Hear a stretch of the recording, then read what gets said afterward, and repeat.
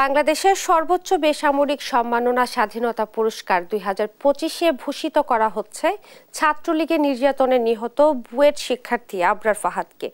এ নিয়ে বিস্তারিত জানাতে কুষ্টিয়া আবরার ফাহাদের বাড়ি থেকে যুক্ত হচ্ছেন সহকর্মী নাহিদ হাসান তিতাস। নাহিদ, স্বাধীনতা পুরস্কার পাওয়া নিয়ে তার পরিবারের প্রতিক্রিয়া কি জানাবেন? ইশরাত, কুষ্টিয়ার কৃতি সন্তান আবরার ফাহাদ, আসলে এই নামটি আসলেই কিন্তু প্রথমে মনে হয় 2019 সালের 6 অক্টোবর রাতে ছাত্রলীগের নেতাকর্মীদের যে অমানবিক নির্যাতনের দৃশ্যপট, অর্থাৎ রাত ভোর শেরেবাংলা হলে বুয়েটের, যেখানে আবরার ফাহাদকে নির্যাতনের মাধ্যমে হত্যা করা হয়। আমি রয়েছি সেই আবরার ফাহাদের কুষ্টিয়ার বাসায়, আমার সাথে রয়েছেন তার মা এবং বাবা। আসলে এখন এই সন্তানের শুধু স্মৃতি নিয়েই কিন্তু বেঁচে আছে তার বাবা মা। আসলে তাদের অনুভূতি জানতে চাই। তাকে রাষ্ট্রীয়ভাবে সম্মাননা দেওয়া হচ্ছে, মরণোত্তর স্বাধীনতা পুরস্কার দেওয়া হচ্ছে। আমি আবরার মায়ের সাথে একটু কথা বলতে চাই। আসলে আমরা জানি সন্তানকে হয়তো ফেরত দেওয়া সম্ভব হবে না, তারপরেও রাষ্ট্র তাকে সম্মাননা দিচ্ছে, সর্বোচ্চ পুরস্কার দিচ্ছে, স্বাধীনতা পুরস্কার দিচ্ছে। আসলে আপনাদের কেমন লাগছে এটি? আমি প্রথমে মহান রাব্বুল আলামিনের প্রশংসা করছি। আসলে এই যে আমার সন্তান, তারপর সন্তান নেই, তারপরে এই যে রাষ্ট্রীয় একটা পদক ওকে দেয়া হচ্ছে, এটা মানে রাষ্ট্রের যারা বর্তমান ক্ষমতাধীন বা যারা বিভিন্ন প্রশাসনে আছেন তাদের প্রতি আমি কৃতজ্ঞতা জ্ঞাপন করছি। এই সাথে এই যে এদেশের সাধারণ জনগণ, মিডিয়া,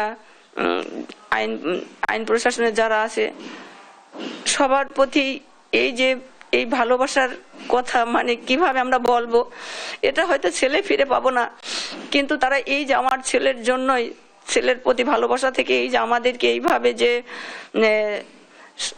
সম্মান দিচ্ছে, ইচ্ছে বড় পাওয়া কিছু নেই। আর এই জন্য আমি রাষ্ট্রের যারা অধীনে এবং প্রত্যেকের কাছে আমরা কৃতজ্ঞতা। ধন্যবাদ। আমার সাথে আবরার ফাহাদের বাবা রয়েছে। আসলে সন্তান স্বাধীনতা পুরস্কার পাচ্ছে, হয়তো সন্তানকে ফিরে পাওয়া যাবে না। আসলে এই যে দেশের সর্বোচ্চ বিদ্যাপীঠে এভাবে নৃশংসভাবে হত্যা করা হয়েছে আপনার সন্তানকে, আসলে এর বিষয়টা নিয়ে কোনো মেসেজ দিবেন কিনা দেশবাসীকে? আসলে আবরার ফাহাদকে যেভাবে হত্যা করা হয়েছে, একটি রাতে 5 থেকে 6 ঘন্টা তাকে পিটাই যেভাবে মারা হয়েছে, তা আমাদের কাছে রাষ্ট্রের কাছে একটা আবেদন থাকবে, ভবিষ্যতে এই ধরনের ঘটনা যেন না ঘটে এবং কোনো মায়ের বুক যেন, বাপ মায়ের বুক যেন আর খালি না হয়। যারা লেখাপড়া করতে যাবে তারা শুধু লেখাপড়াই করে, কোনো রাজনীতি কিংবা উন্নয়নের সাথে জড়িত না হয়। যেমনটি শুনছিলেন, আসলে আমরা আবরার ফাহাদের যে বাড়ি, সেই বাড়িতে ছিলাম।